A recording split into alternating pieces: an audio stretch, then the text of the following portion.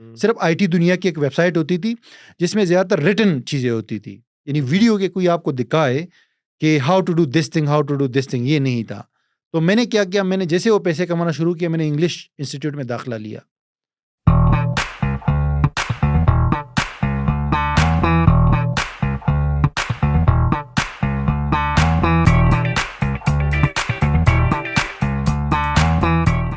Assalamu alaikum, Khawateen and Hazrat. Welcome to the new episode of the podcast Back to Basic.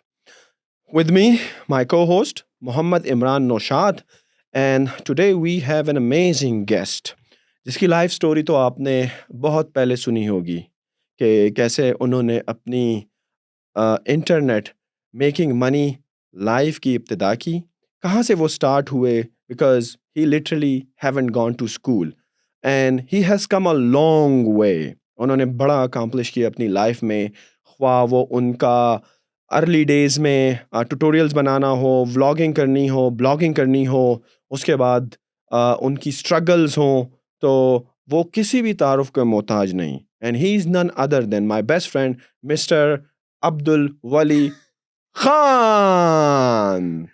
Thank you very much Mohammad Naeem Sikandar कि आपने हमें बुलाया, और मैं को होस्ट भी हूँ। Yes, of course. जी। He is.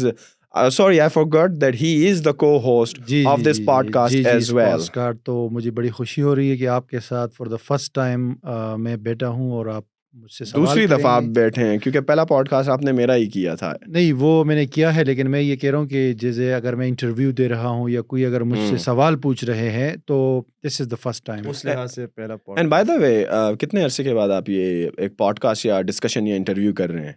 मेरे ख्याल से 4 साल के बाद, 4 साल के बाद। क्योंकि बीच में ये हुआ था कि मैंने जब ऑनलाइन फील्ड से मैं थोड़ा सा साइड पे हो गया, यानी कि ब्लॉगिंग वगैरह और इन चीज़ों से, तो उसके बाद मैं ट्रैवलिंग कर रहा हूँ, तो इस दौरान बहुत सारे लोगों ने मुझे बुलाया है, मुझे रिक्वेस्ट किया कि इंटरव्यू करे या कुछ प्रोग्राम करे, लेकिन मुझे मुख्तलिफ वजूहात के बिना पे जो है मैं नहीं कर सका। ओके, हम थोड़ी बात स्टार्ट करेंगे इससे कि आपकी जो early days of your struggle और किस तरह आप कंप्यूटर्स और इंटरनेट को एक्सपोज हुए और आपको ये अपॉर्चुनिटीज़ मिली कि यार ऑनलाइन भी पैसा बन सकता है, बजाय ये कि आप स्कूल नहीं गए थे। तो हम जानना चाहेंगे कि आपकी अर्ली डेज आप बिरयानी बेचा करते थे, तो उसके बारे में थोड़ा सा बताएं हमारी ऑडियंस को, बिकॉज लिंक्स तो हम डिटेल में डाल लेंगे, लेकिन थोड़ा ब्रीफली अगर आप उसके बारे में हमें बता सकें कि how your early days of computers and internet and this make money online struggle was. अच्छा, इसमें ये है कि सबसे पहली बात तो ये कि स्कूल तो मैं नहीं गया हूँ, लेकिन मैं मदरसे गया हूँ 2 साल के लिए, जहाँ पे मैंने ये उर्दू पढ़ना और लिखना ये स्टार्ट किया था ना। और फिर ये था कि मैं ज़रा मदरसे में तंग हो जाता था, भाग जाता था, तो मेरे वालिद ने फिर अपने साथ मुझे काम पे लगाया। तकरीबन मेरी आप समझ लो कि 8-9 साल की एज थी कि मैं अपने वालिद के साथ काम पे लग गया था, ठीक है। तो उसमें ये था कि काम करते करते करते मेहनत मजदूरी, जिसमें आपने बिरयानी की बात की, लेकिन बिरयानी से हट के लोग तो ये रेहान भाई ने जो मेरा इंटरव्यू किया था बिरयानी के हवाले से, तो उसी पे फोकस किए हुए हैं ना लोग कि बस बिरयानी बिरयानी। बिरयानी के अलावा मैंने वेजिटेबल्स का भी काम किया है, फ्रूट का भी किया है, छोले का भी किया है, कंडक्टरी भी की है, बहुत सारे और जॉब्स, यानी अप टू आप कह सकते कि 2007 तक। तो 2007 में फॉर द फर्स्ट टाइम मैंने मोबाइल शॉप ख़रीदी और उसमें मैंने मोबाइल रिपेयरिंग का काम सीखा और कंप्यूटर फर्स्ट टाइम यूज़ करना शुरू किया। और एक आप समझे कि अपना बिजनेस पे मेरी एंट्री हुई 2007 में। मोबाइल का दौर था वो, मतलब ज़्यादातर ये चीज़ें चलती थी, तो वहीं पे फर्स्ट टाइम मेरा सामना हुआ कंप्यूटर से। और फिर जो है 2 साल तक वो मोबाइल की दुकान चलाई, तो उसके बाद मैं बेरोज़गार हो गया, यानी कि काफ़ी टाइम तक जो है ना, 1 साल तक मैंने बेरोज़गारी जो है वो गुजारी, और मेरे पास बिल्कुल जेब खर्ची के पैसे नहीं होते थे, अपने वालदा से पैसे लेके। उस टाइम महंगाई इतनी नहीं होती थी, तो कराची में मैं रहता हूँ, जैसे कि आपको पता है, और कराची का सबसे बैकवर्ड एरिया है औरंगी टाउन। तो उस टाइम मुझे याद है 5 रुपए का किराया होता था, मतलब एक जगह से अगर आप दूसरी जगह जाते हैं, तो अपनी वालदा से मैं जो है ना 20 रुपए 25 रुपए लेता था, और वो कहीं पे जाना होता था तो आते जाते तो ये करता था मैं, मतलब इतना आप समझे कि अपनी वालदा से 20 25 50 रुपए तक मैं ले लेता था, क्योंकि मैं बेरोज़गार हो गया था 1 साल तक। तो उसके बाद जो है मैंने क्या किया कि मैंने एक इंटरनेट कैफ़े परचेज़ किया अपने दोस्त से उधार पैसे लेके।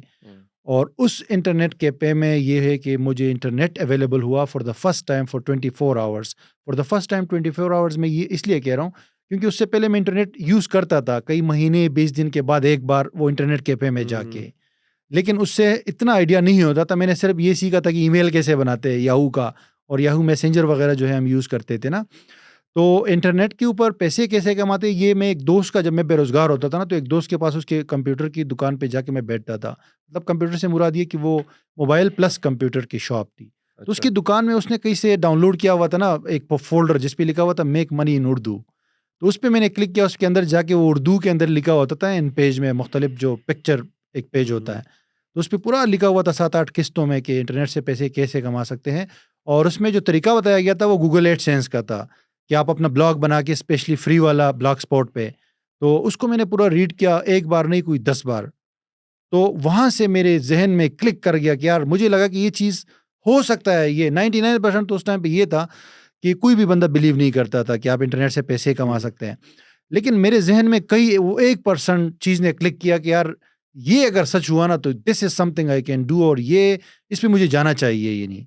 तो जब आपने ये इंटरनेट पर ये चीज़ देखी मेक मनी इन उर्दू, तो आपकी जो जर्नी स्टार्ट अच्छा, हुई। इंटरनेट पे नहीं देखी थी, कंप्यूटर में अंदर जो फ़ोल्डर होता है उसमें पड़ी हुई अच्छा, थी। फ़ोल्डर में पड़ी जी, हुई जी। थी, तो आपने जब ये देखी तो सही है, 99% ऑफ द टाइम आप बिलीव नहीं करते, because it was so early ना, कि वो बहुत इतनी अर्ली, अवेयरनेस भी नहीं थी कि 2009 में। कोई भी नहीं जानता कि आप इंटरनेट पर पैसा बना सकते हो या नहीं।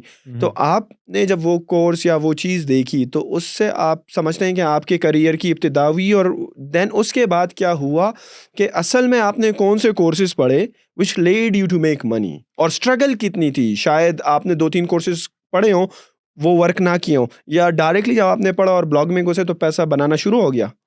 अच्छा, जैसे मैं मुझे पता चला ना कि ये चीज़ है, अब देखिए ये आप याद रखिए, बल्कि ये मेरी 10-12 साल ज़िंदगी जो मैंने ऑनलाइन काम किया है या कोई भी मैंने काम किया है, तो मुझे ये लगता है कि कोई काम जब आप करना चाहते हैं, तो एक बार जब आपका दिल माने और आपका पूरा जो बॉडी है ये तैयार हो जाए कि ये काम मुझे करना है, तो मैं ये समझता हूँ अपने एक्सपीरियंस की बुनियाद पे कि दुनिया में कोई ऐसी ताकत है जो बिल्कुल। उस तरफ आपको लेकर जाती है, यानी कि आपको पुश करती है और उसके लिए रास्ते बनना शुरू हो जाते हैं।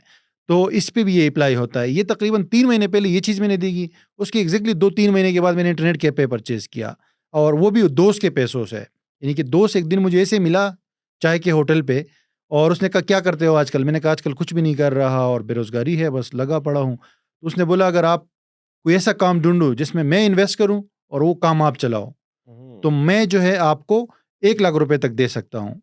तो मैंने इंटरनेट कैफ़े परचेज़ किया 1,10,000 रुपए में। इसमें 10,000 मैंने अपने डाले और उनके डाले। तो उन्होंने मुझे कहा कि प्रॉफ़िट जो आएगा वो हम 50-50 करेंगे। तो मैंने कहा कि ठीक है, तो वो मैंने इंटरनेट कैफ़े परचेज़ किया। ये मैं जिन आपको कहा ना, जो मैंने फ़ोल्डर देखा उसके 2-3 महीने बाद की बात है। तो इंटरनेट मुझे मेरे पास 24 आवर अवेलेबल हो गया वहाँ इंटरनेट कैफ़े में।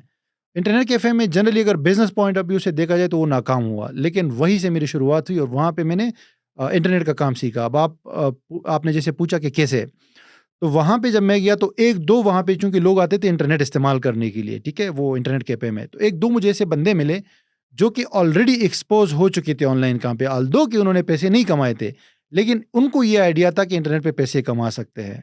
तो और उन्होंने मुझे मज़ीद जो है इसके बारे में मज़ीद चीज़ें बताई कि हाँ, हमारे कोई दोस्त ये करते हैं और ये है, वो है। तो उनसे मैं फिर डिस्कस भी करता था, और मैं चूँकि वो जॉब करते थे, शाम को आते थे मेरे पास, तो मैं सारा दिन लगा रहता था, नेट पे सर्च करता था कि कैसे कर सकते हैं ये। तो मैं कोशिश करता था, चूँकि मेरी इंग्लिश तो आपको जैसे पता है कि एकेडमिक है नहीं, तो इंग्लिश मेरी बहुत ज़्यादा कमज़ोर थी। तो मैं कोशिश करता था कि उर्दू में फाइंड करूँ। मतलब एक मैं करता था कि यार ये चीज़ चाहिए उर्दू में, इन उर्दू, लेकिन उर्दू में बिल्कुल ना होने के बराबर होता था। तो उस टाइम मेरे ज़हन में एक और चीज़ आई कि अगर ये काम आपने सीखना है तो इंग्लिश सीखनी पड़ेगी। तो ये बड़ी ज़रूरी है। तो मैंने शुरू में क्या किया था, शुरू में मैं कॉपी पेस्ट करता था। यानी कि मैंने ब्लॉग्स बनाए क्योंकि हमें पता चल गया था कि यार AdSense is the easiest way to make money online, और ब्लॉगिंग जो है वो ब्लॉग बना के फ्री वाला, स्पेशली जो ब्लॉग स्पॉट पे बनता था गूगल का। तो हमने क्या किया जी कि उस पे विकिपीडिया से आर्टिकल्स उठाते थे, क्योंकि उन दिनों जो है ना ये प्लेजरिज्म वगैरह का इतना इश्यू नहीं होता था, कॉपीराइट्स का। तो हम उस पे जो है ना वो ऐड करते थे और मालूमात और थोड़ा बहुत अपना लिख के तो ब्लॉग्स बनाए, और आप समझो कि विदिन 3 टू 4 मंथ्स मुझे एडसेंस का अकाउंट भी मिल गया और उस पे पैसे बनना शुरू हो पहला गए। विड्रॉवल कितने का था? और उसके 3-4 महीने के बाद जुलाई 2010 मुझे पता है कि पहले मेरी पेमेंट आई और $117 की थी। उस टाइम जो है 78 रुपए का डॉलर था, $1 के इक्वल, और 9,937 रुपीज़ मुझे मिले थे, और वो भी एक अलग स्टोरी है कि जब मैं बैंक लेने गया उस पैसों को, तो मैंने बिल्कुल अपना जो पठानों वाला स्टाइल होता है ना, बड़ा सादा कपड़े पहने हुए और बाल जो है ना इस तरह बिखरे हुए, और वो जब मैंने उसको दिखाया बैंक वाले को कि ये मेरे वेस्टर्न यूनियन से पैसे आए हैं, तो उन्होंने मुझे पूछा कि कहाँ से आए हैं पैसे, तो मैंने कहा ये गूगल से। तो वो ऐसे मुझे ऊपर से नीचे देखने लगा ना कि यार ये बंदा पागल है, ये क्या हो गया इसको, ये गूगल से है। और मैंने उसको रसीद दिखाई, तो उस पर जब उन्होंने देखा तो सेंडर जो है गूगल लिखा हुआ होता था, और उन दिनों हमारी पेमेंट आती थी माउंटेन व्यू से, यानी यूएसए से कैलिफोर्निया आती थी। से। हाँ, तो उसने जब देखा तो फिर भी यकीन नहीं आया, उसने सिस्टम में चेक किया, जब सिस्टम में सारी डिटेल्स आई ना, तो उसके बाद तो वो उसने अपनी पुलिस को जो है ना बुलाया कि यार ये आप देखो, ये बंदे के पास गूगल से अमेरिका से पैसे आए हैं। और वो फिर मुझसे सवालात करने लगे कि यार ये कैसे आए, ये गूगल कैसे पैसे भेजता है। तो वो भी बड़ा इंटरेस्टिंग था। वो पहली पेमेंट की जो अभी तक मैंने संभाल के रखी हुई, वही जो रिसिप्ट है मेरे पास वेस्टर्न यूनियन की। तो वो तो मैंने पैसे कमाना स्टार्ट किए थे, लेकिन मैंने जैसे आपको शुरू में कहा कि मेरे जहन में ये आइडिया था कि जैसे किचन इनकम का वो एक टर्म हम लोग यूज़ करते हैं, तो मैंने कहा ये तो चलेगा, लेकिन इंग्लिश सीखनी है। तो वो सीखने के बगैर आप आगे नहीं बढ़ सकते, क्योंकि उर्दू में कंटेंट ना होने के बराबर था। सिर्फ आईटी दुनिया की एक वेबसाइट होती थी जिसमें ज़्यादातर रिटन चीज़ें होती थी, यानी वीडियो के कोई आपको दिखाए कि how to do this thing, how to do this thing, ये नहीं था। तो मैंने क्या किया, मैंने जैसे वो पैसे कमाना शुरू किया, मैंने इंग्लिश इंस्टीट्यूट में दाखिला लिया। कितने अरसे में आपने इंग्लिश सीख ली थी? मैंने 14 मंथ्स लगातार लगाए थे, 2010 से 2011 उसके तक। बाद आप इस काबिल हो गए कि वीडियोस इंग्लिश को समझना? नहीं, इंग्लिश को उसके बाद मैं सिर्फ इसके काबिल हुआ कि मैं सीख सकूं।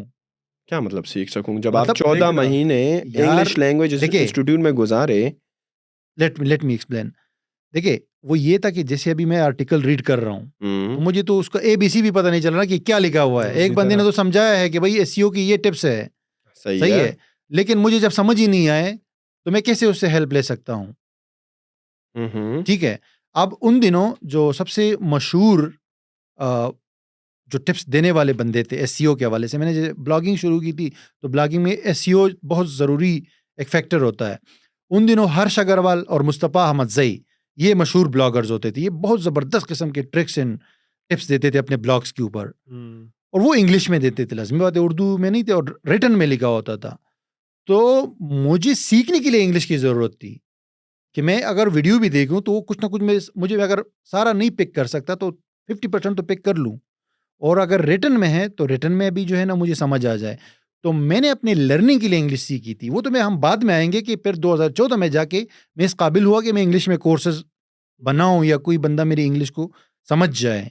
लेकिन 2010 की जहां तक बात है, 10 और 11 में जो इंग्लिश मैंने 14 महीने लगा के सीखी थी, वो अपनी लर्निंग के लिए सीखी थी। मतलब उससे आपने खुद को इस काबिल बनाया है कि आप ये वीडियोस देख सकें, उसको समझ सकें, आर्टिकल्स को समझ और मैं अपने आर्टिकल लिख सकूं, चाहे टूटी फूटी हो, लेकिन इतना हो कि गूगल का जो एल्गोरिथम है या जो उनका रोबोट है वो इसको इंडेक्स कर सके। तो बेसिकली आपने 3 स्किल्स फोकस करी, writing, reading and listening, because ये 3 स्किल्स आपको सीखने के लिए, स्पीकिंग तो सही है, आप उस अगर लेकिन कंप्यूटर के कोर्सेज भी ऑब्वियसली, बिकॉज इंग्लिश के साथ साथ, इंग्लिश तो मैंने कहा द मोस्ट इम्पोर्टेंट थिंग, लेकिन इंग्लिश में अगर आपके पास और भी स्किल्स होने चाहिए जिसको आप आगे डिलीवर करना चाहते हैं, उस पर काम करना चाहते हैं। मसलन शुरू में blogging is a skill, writing is a skill, SEO is a skill. तो ये चीज़ें मैंने शुरू में सीखी थी।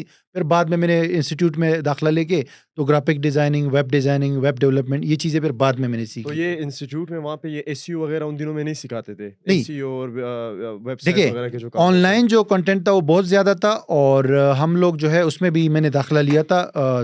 बहुत चंद एक इंस्टीट्यूट थे SEO के कराची में, तो उन्हीं में से मैं अभी मेंशन करना चाहूँगा दिलावर अली अजीमी साहब, कराची में नाज़माबाद के इलाके में उनका इंस्टीट्यूट था। तो 2010 में मैंने वहाँ पे इंस्टीट्यूट लिया था, और मैंने अपनी पहली जो ऑफिशियल वेबसाइट बनाई थी वो उन्हीं के साथ बनाई थी, abdulwali.com। अब आते हैं उस साइट की तरफ जब आपने अपने करियर की इब्तिदा की, और ऑनलाइन उस्ताद और यूडेमी आया, जो आप यूडेमी पर इंस्ट्रक्टर बने पैसा बनाने के बाद, और उसके बाद आपने अपने भी कोर्सेज बनाना शुरू किए, और साथ में आपकी ऑनलाइन उस्ताद.com, जहाँ पर आप पाकिस्तानियों को ट्रेन करते थे, जिस तरह ये ब्लॉग्स थे और लोगों को सिखा रहे थे कि स्किल पे कैसे फोकस किया जाए, कैसे लर्न की जाए। तो आप मुझे ये बताएं कि जो ऑनलाइन उस्ताद और यूडेमी पर जो आप इंस्ट्रक्टर थे, तो ये आपके 2 प्रोजेक्ट्स पैरेलल में चल रहे थे, या पहले ऑनलाइन उस्ताद आया बाद में आप यूडेमी के इंस्ट्रक्टर बने और आपने नेक्स्ट लेवल पर पहुंचे अपने करियर के? अच्छा, इसमें मैं आपको इस तरीके से एक्सप्लेन करूँगा कि हर चीज़ ये जो जब आप एक प्रोसेस में आ जाते हैं ना काम के, तो उसमें वो ऑटोमेटिकली फिर आपको पता है नेक्स्ट लेवल पे बंदा एक फ्लो होता है ना, जाता रहता है। तो जब मैंने एडसेंस पे काम शुरू किया ब्लॉगिंग, वो सिर्फ और सिर्फ ये था कि बस जैसे ड्रामे का टॉपिक उठाया, क्रिकेट का टॉपिक उठाया, ये उठाया, वो उस पर ब्लॉग्स बनाते जाओ, ट्रैफिक बढ़ाते जाओ, पैसे कमाते जाओ। और ये मेरे जहन में था कि जो मैं उर्दू में इतना ख्वार हुआ सर्च करते करते, मेरी ऐसे नेचुरली जहन में आया कि यार और भी लोग हो सकते हैं जो इस तरह सर्च करते हो। प्रॉब्लम, आपको पता है ना, प्रॉब्लम मेक्स मनी। एग्जैक्टली, यानी कि प्रॉब्लम का सोल्यूशन लेकर आओगे। हालांकि उस टाइम मुझे ये टर्म नहीं पता थी, लेकिन ऐसे ही जहन में था कि यार, तो मैंने अपने 2-3 टीचर्स को, जो एक मेरा ग्राफिक डिजाइनिंग का टीचर था, एक मेरा वेब डेवलपमेंट का टीचर था, उनको मैंने बताया। उन्होंने बोला कि आप पैसे कमाएं, क्योंकि पैसे तो मैं कमा रहा था, चेक्स तो आ रहे थे। तो उन्होंने कहा कि आप हमें भी कोई तरीका बताएं कि हम भी कमाएं। तो मैंने उनको बताया कि आप यूट्यूब पे चैनल बनाएं, ये अपने स्किल, इसकी वीडियोस बनाएं, और वहाँ से आपको अर्निंग आएगी। उन्होंने 2-3 हफ्ते किया, लेकिन उनको समझ नहीं आया, क्योंकि ये इस काम में ना उस टाइम पे खास कर, अभी भी है लेकिन उस टाइम बहुत ज़्यादा ये चीज़ थी कि जब तक आपके पास पैसे नहीं आते ना, और आपको बिल्कुल जेब में पैसे नहीं डालते या आपको मिलते नहीं है, तो आप लोग यकीन नहीं करते थे। लोग यही समझते थे कि ये झूठ है, फ्रॉड है। तो जो मैंने आपसे मैं आ रहा हूँ उसी पे। उन लोगों ने नहीं किया सही तरीके से। जब उन्होंने सही तरीके से नहीं किया, तो 2011 में, यानी मैंने ब्लॉगिंग वगैरह पैसे कमाते थे, तो 2 साल के बाद मुझे ये आइडिया आया कि अब मैं इतना सीख चुका हूँ, कमा भी रहा हूँ, सीख भी चुका हूँ, और इतना मेरे अंदर वो है कि मैं लोगों को सिखा सकूँ। तो फिर मेरे जहन में ऑनलाइन उस्ताद का आइडिया है कि मुझे एक वेबसाइट बनानी चाहिए। 2012 में 2011 में बस एंड ही चल रहा था 2011 का। नवंबर में मैंने रजिस्टर की ना डोमेन। तो मैंने onlineustaad.com बनाई, और मैंने उस पर भी वीडियोस डालता था मैं, और अपलोड करता था, और यूट्यूब का चैनल भी बनाया, वहाँ भी अपलोड करता था। और वो 3-4 महीनों के अंदर वो सुपर डुपर कामयाब हुआ हो, पाकिस्तान और इंडिया में। ऑनलाइन उस्ताद पर आप बेसिकली उर्दू में पब्लिश किया करते थे? अच्छा, उर्दू में इस तरह पब्लिश करते थे कि जो राइटिंग है वो उर्दू में होती थी और इंग्लिश में होती थी, और जो वीडियोस होते थे ना वो उर्दू में होते थे, यानी कि वीडियो के शक्ल में यूट्यूब से हम लोग एम्बेड करते थे। तो उसमें हम ये करते थे कि पूरा कोर्स जो है वो एक ही पेज पे डालते थे, पार्ट 1 पार्ट 2 इस तरह। तो वो गूगल में आता था। अगर कोई बंदा गूगल में सर्च कर रहा है कि मुझे ये चीज़ उर्दू या हिंदी में चाहिए, वेबसाइट आ जाती थी। कोई बंदा अगर यूट्यूब में सर्च कर रहा है तो वहाँ पे वीडियोज आ जाते थे। तो उससे क्या हुआ कि 3-4 मंथ्स के अंदर, चूंकि वो बहुत हॉट टॉपिक्स थे, यानी SEO, blogging, make money online, PHP वगैरह, ये चीज़ें कोई नहीं सिखाता था। There was nothing on the internet, कोई कंटेंट नहीं। तो 3-4 महीने में ये ऊपर आने लगा, ठीक है। और पाकिस्तान इंडिया में बड़ा मशहूर हुआ। मैंने उससे बहुत सारे पैसे भी कमाए थे, लोगों को फ्री में भी बहुत फ़ायदा हुआ था, क्योंकि हमारा मेजॉरिटी कंटेंट जो है वो फ्री में होता था। उस ज़माने के हिसाब से जो एडवांस होता था उसके मैं कोर्सेज सेल करता था लोगों को। थोड़ी बहुत फीस होती थी, 1000, 2000, 3000, इससे ज़्यादा नहीं होती। उस वक्त आप किस तरह सेल किया करते थे? बिकॉज उस वक्त तो सीडियाँ थी, USB। जी। उस टाइम में जो है हम लोग अपना कोर्स जो है DVD में लोगों को सेल करते थे। अच्छा। वो हमें पैसे भेजते थे इजी पैसा वगैरह के थ्रू, और हम उनको उनके TCS के थ्रू डिलीवर करते थे। कैश ऑन डिलीवरी नहीं, कैश ऑन डिलीवरी एडवांस में पेमेंट होती थी उस वक्त। जी, क्योंकि अनबिलीवेबल। नहीं, वो इसलिए कि लोगों का ट्रस्ट था ना कि यार ये बंदा इतना फ्री में दे रहा है, अगर इसने 2000 रुपए के लिए हमारे साथ धोखा भी कर लिया ना तो it's not a big amount, ठीक है। और दूसरी बात है कि उन्होंने कहा कि ये फ्री में इतनी सिखा रहा है, तो वो एक उनका एक बिलीफ होता था ना कि यार ये बंदा इतना कुछ फ्री में दे रहा है तो ये इशू नहीं होगा। और हम कौन सा उससे 2 लाख रुपए ले रहे थे, 1000, 1500, 2000 रुपए। और हमने उसमें एक बंदे के साथ कोई मसला नहीं किया। अगर खुदा ना खास्ता कहीं कोर्स डैमेज हुआ है रास्ते में तो उनको रिफंड कर देते थे या दूसरा भिजवा देते। तो हमने ये काम जो पूरा मैंने लोगों को जो पढ़ाया है प्रॉपरली उर्दू में, और जो मैंने ये कोर्सेज भी सेल की है, और ऑनलाइन उस्ताद, ये 2011 से लेके 2015 तक एक प्रॉपर मतलब रेगुलर और फास्ट पेस के साथ चलता रहा। 2014 में मुझे ये लगा कि यूडेमी जो है वो मैं एज अ स्टूडेंट उसको मैंने ज्वाइन किया था और उस पर मैं सीखता था। तो 2014 में मुझे ये लगा कि यहाँ मुझे ट्राई करनी चाहिए, इंग्लिश में सिखाना चाहिए। और वही कि वहाँ पे भी कंटेंट का गैप था बहुत ज़्यादा, स्पेशली जिन टॉपिक्स पे मैंने जो है वो कोर्सेज बनाए थे, यानी SEO और PHP। तो और इस वक्त तक आपकी इंग्लिश भी बहुत बेहतर हो गई। काफ़ी बेहतर हो गई थी। उसकी वजह ये थी कि मैं रेगुलरली जो है कंटेंट राइट करता था अपने ब्लॉग्स के लिए, रेगुलरली रीड करता था, लोगों के साथ इंटरेक्शन होती थी। मैं फ्रीलांसिंग भी करता था अपवर्क वगैरह के ऊपर, उस टाइम उसका नाम ओडेस्क था।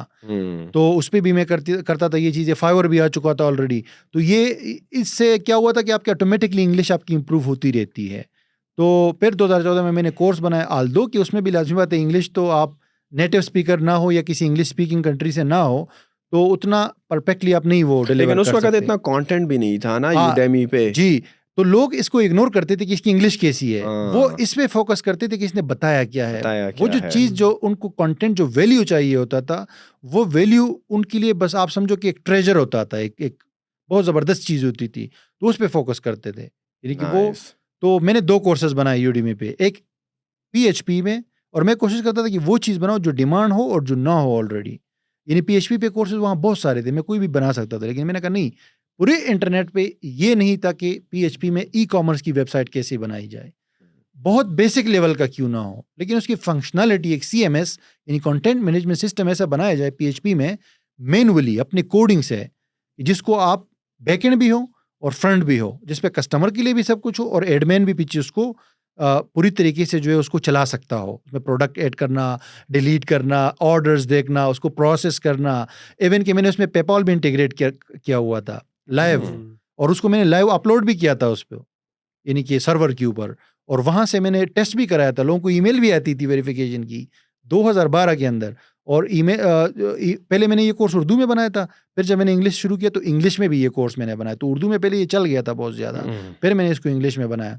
तो वहाँ पे बाकायदा वेरिफिकेशन ईमेल आती थी, उसको आप वो करते अप्रूव करते थे, फिर वो वेरीफाई हो जाता, उसके बाद जाके आप वहाँ पे ऑर्डर कर सकते थे या चेकआउट पेज पे जा सकते थे। तो एक मैंने ये कोर्स बनाया, दूसरा मैंने एसईओ का बनाया, वो भी बड़ा उस टाइम हॉट टॉपिक था।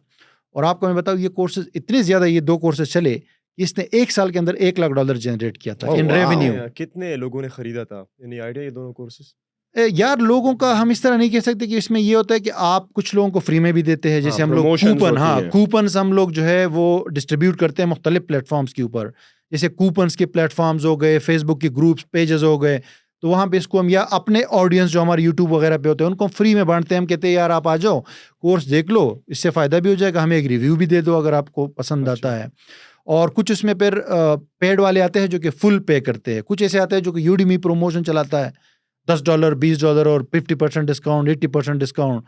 तो उसमें और फिर मल्टीपल कोर्सेज होते हैं, तो कोई एग्जैक्टली आइडिया आपको नहीं होता कि इसमें कौन से पेड है, कौन से फ्री है और टोटल कितने हैं। उस वक्त आप मेनली कौन से टॉपिक्स पर या कौन सी कैटेगरीज में कोर्सेज बनाया करते अभी मैंने थे? आपको कहा पीएचपी पे एक कोर्स बनाया था और एसईओ पे, ये 2 कोर्स, सिर्फ 2 कोर्सेज? ये 2 मैंने बनाए थे क्योंकि ये 2 ही इसमें मैं मास्टर था, यानी कि इसमें मुझे फुली कमांड हासिल थी। इसके अलावा आपने कोई भी कोर्सेज नहीं बनाए? बाद में मैंने और भी बनाए थे, लेकिन जिससे मैंने सही पैसा जनरेट किया है और जो लोगों ने लाइक किया है और जो लोगों को सही तरीके से उससे फ़ायदा हुआ है, यानी कि ऐसे मैंने इंडिया के अंदर लोग देखे हैं, रोमानिया के अंदर लोग जिन्होंने मुझे मैसेज किया कि उन्होंने कहा कि आपके इस कोर्स के बाद हमने अपने फाइनल ईयर का प्रोजेक्ट किया है। Oh wow. यानी अपनी यूनिवर्सिटी का जो फाइनल ईयर, जिसको वाइवा इस तरह कुछ नाम भी कहते हैं, फाइनल ईयर प्रोजेक्ट। हाँ, तो FYP। वो कह रहे हैं कि हमने आपके कोर्स को देख के किया है। बहुत, यानी कि 1 नहीं 2 नहीं सैकड़ों लोगों ने इस तरह की ईमेल्स मुझे एप्रिसिएशन वाली सेंड किए थे।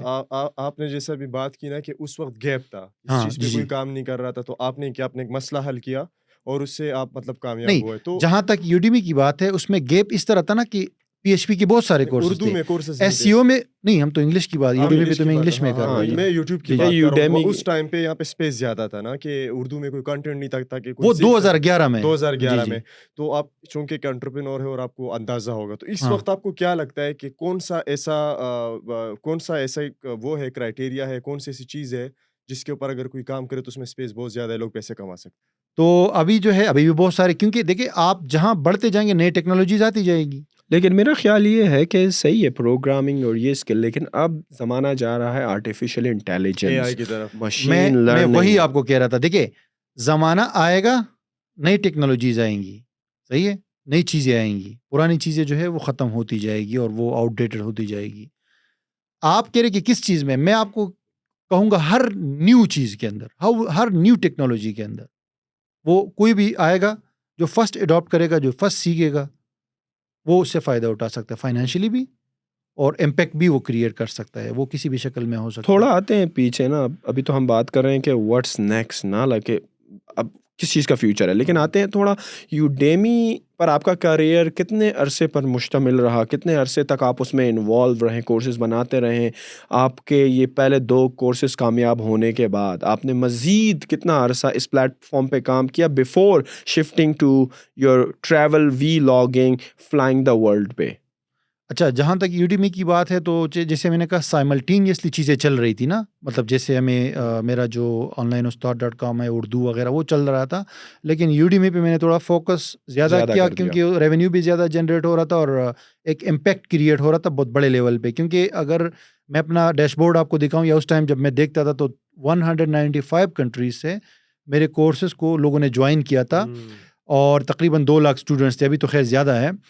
तो मैंने उस पे थोड़ा फोकस किया और कोर्सेज बनाए मुख्तलिफ कैटेगरीज पे। तो 2014 में मैंने स्टार्ट लिया था, 2015 मेरा पीक था उसमें, और इसकी वजह ये थी कि उसमें इंस्ट्रक्टर्स कम थे और डिमांड बहुत ज़्यादा थी और यूडेमी बहुत एग्रेसिव अंदाज में उसकी मार्केटिंग कर रहे थे। तो 2015 के बाद 16 में फिर ये बहुत ज़्यादा लोगों को पहुंचा ना कि यार ये इस पे हम लोग टीच कर सकते हैं, टीचर्स बढ़ने शुरू हुए।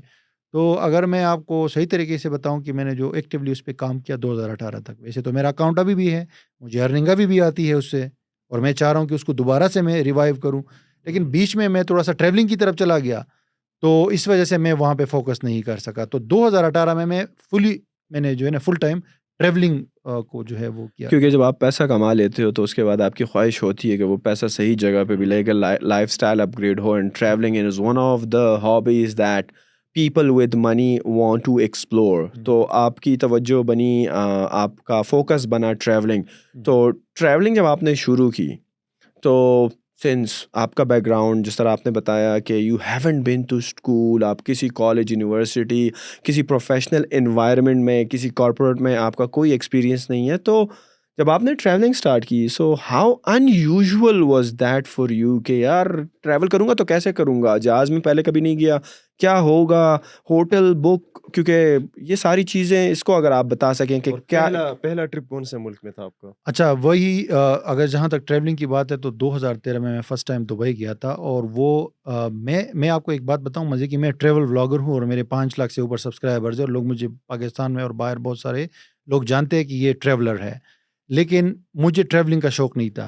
अच्छा। हाँ, क्योंकि लोग कहते हैं ना कि यार जैसे मैं पैसे कमाता हूँ ये मेरा ड्रीम है और मैं एक एडवेंचरर हूँ, ये चक्कर नहीं था मेरा। मैं बस 2013 में पैसे आ गए थे, पैसे कमा रहे थे, तो इधर-उधर जाते थे कि भाई ये है, वो है। एंड में जाके बस एक दिन जाया, पासपोर्ट बनाया। मैंने कहा वीज़ा लेने गया, वीज़ा भी मिला, तो मैंने कहा चलो दुबई चलते हैं। एक दोस्त ने बोला कि आप दुबई आ जाओ, यहाँ घूमो-फिरो।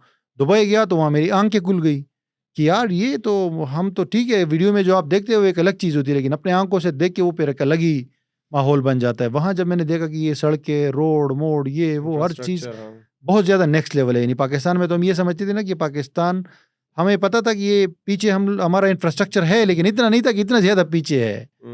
और एक मतलब दुबई जैसा जो कि 2 घंटे की फ़्लाइट है, तो वहाँ जाके मैं बड़ा हैरान और परेशान। तो उसके बाद जो है फिर चूँकि पैसे आप कमाते हैं, लाज़मी कोई ना कोई चीज़ करनी होती है आपको, तो बस मज़ा आता था कि चलो यार एक्सप्लोर करते हैं। 10-15 दिन के लिए जाते थे।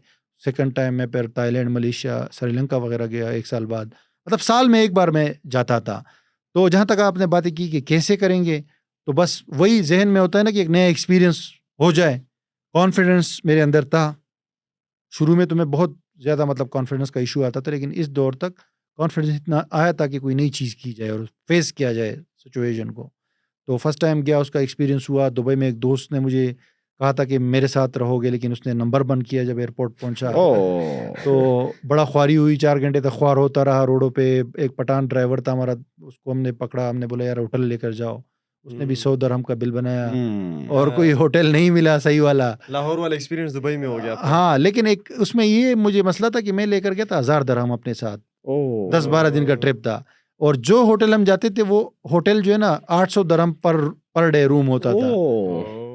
तो मैंने कहा ये तो 10 दिन का बजट है, तो 1 दिन में चला जाएगा। और वो भी मैं PKR में लेकर गया था, मुझे नहीं पता था कि यहाँ से आपको एक्सचेंज करने हैं। तो उससे बहुत कुछ सीखा है, बड़ा इंटरेस्टिंग था वो पहला जो हमारा ट्रिप था। तो इस वक्त तक आप वीडियो बना रहे थे या इस वक्त सिर्फ ट्रैवल ही कर रहे थे और नहीं, वीडियो नहीं, वाली नहीं, साइड बाद में यार, आई? वीडियो का आइडिया कैसे है कि वीडियो मैं व्लॉग जो भी start है कीजिए? मैं आपको कह रहा हूँ कि मैं ऑनलाइन काम करता था, पैसे ही कमाता था, हाँ। ब्लॉगिंग ये वो, टीचिंग मीचिंग, ट्रेवलिंग, जस्ट पैसा उड़ाने के लिए। अच्छा, मौज मस्ती के लिए। मतलब हाँ, कभी बंदा साल में एक बार चला जाए ना कहीं पे उस इधर वक्त उधर। व्लॉगिंग का आइडिया नहीं, बिल्कुल भी नहीं था। व्लॉगिंग तो बहुत बात की बात है भाई। फिर क्या हुआ कि जब मैं रेगुलरली जाने लगा तो लाजमी बात है, मैं फेसबुक वगैरह पे पिक्चर्स हाँ, शेयर अपलोड करता था, शेयर करता था, मैं इधर आ गया हूँ, इधर आ गया हूँ। तो मेरे जो फॉलोइंग थी, जो फैंस थे टीचिंग वगैरह के और इधर उधर ब्लॉगिंग के, उन्होंने कहा कि आप इस पे ब्लॉग बनाएं और इस पे वीडियोस बनाएं ताकि हमें भी पता चले कि ट्रैवलिंग कैसे कर सकते हैं। ठीक है जी। तो इस पे फिर ये कि एंड में मैंने जहन बनाया कि यार चलो लोग बोल रहे हैं, तो मैंने उस पे 2016 में वेबसाइट बनाई थी, यानी ब्लॉग flyingtoworld.com, जो अभी भी है। लेकिन वीडियोस नहीं स्टार्ट की थी, वीडियोस प्रॉपर सिर्फ तरीके आप से। लिखते थे, stories हाँ, डालते उसमें थे। स्टोरीज पूरा, क्योंकि मेरा लिखने का काम था।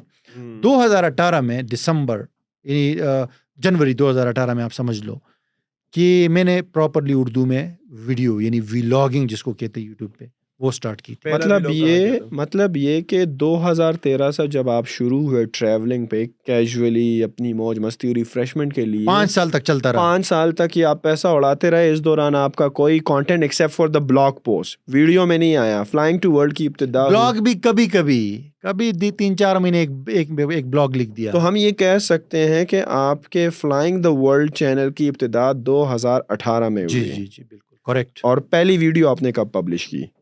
पहली वीडियो तो देखिए पहले से पब्लिश की थी, लेकिन वो मोबाइल से बना के जो बिल्कुल बेसिक लेवल की Low होती है, quality, लो बिल्कुल, हाँ। क्वालिटी। वो अगर सही वाली पहली वीडियो की आप बात करें तो दिसंबर 2017 में से पहली वाली वीडियो मैंने पब्लिश की थी, दिसंबर 2017। कैसा लगा था जब पहली वीडियो आप बना रहे थे अपने चैनल के लिए? मुझे बड़ा अच्छा लगा था और मैं एक्सपेक्ट नहीं कर रहा था कि इतना ज़्यादा रिस्पॉन्स आएगा, क्योंकि ये भी जैसे ब्लॉगिंग और अगर SEO और टीचिंग की हम बात करें ना, तो ये वाली जो मैदान थी ना, ये भी खाली थी। ट्रैवलिंग में जब मैं आया तो कोई पाकिस्तानी ट्रैवल व्लॉगर नहीं था उर्दू में।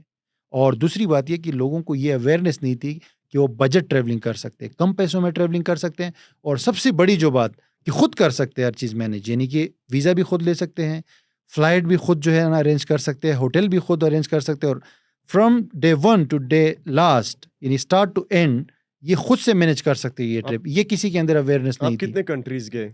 अभी मैं 63 कंट्रीज जा चुका हूँ, यानी कि 2018 से जो मैंने रेगुलरली ट्रैवलिंग स्टार्ट की है, तो अभी 4 साल होने वाले हैं तकरीबन। तो इसमें मैं 63 कंट्रीज पाकिस्तानी पासपोर्ट के पे, जो आपको पता है कि वीज़ा लेना जो है ना, ये बहुत ही मुश्किल काम होता है। अच्छा, क्योंकि जिस दौर में आपने ट्रैवलिंग शुरू की ना, तो उस वक्त लोगों का जहन होता था कि यार शायद अमीर लोग ही सिर्फ ट्रैवल कर सकते हैं, ये बजट ट्रैवलिंग, क्योंकि ये टिकट और होटल सही है यूट्यूब में अगर आप देख भी रहे हो, लेकिन एक आम पाकिस्तानी मिडिल क्लास बंदा जब उस चीज़ को देखता था तो उसको भी एक अवेयरनेस आई यार कि ट्रैवलिंग के लिए आपका अमीर होना और एक अपर क्लास से होना ज़रूरी नहीं है।